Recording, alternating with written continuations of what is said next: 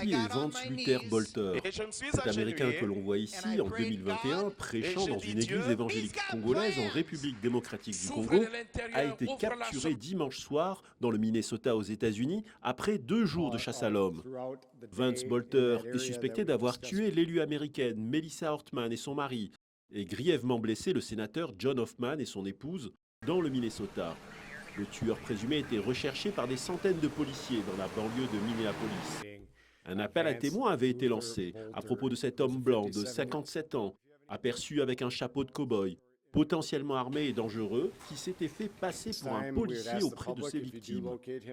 Diplômé d'université, détenteur d'un doctorat, Vance Bolter a passé une partie de son parcours professionnel dans le secteur des sociétés de sécurité. D'après sa page LinkedIn, Vance Bolter aurait, dans le cadre de ses affaires, voyagé à l'étranger. Une chose est sûre, il est allé en République démocratique du Congo, où il s'est fait aussi connaître comme prédicateur à Matadi, à l'ouest de Kinshasa, dans un centre évangélique francophone appelé La Borne.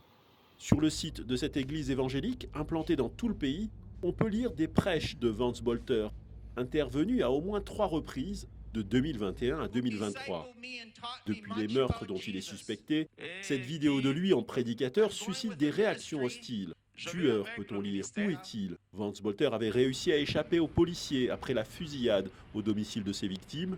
Sa cavale s'est terminée dans une zone rurale, sans résistance de sa part, après ce que les autorités ont qualifié de plus grande chasse à l'homme de l'histoire du Minnesota.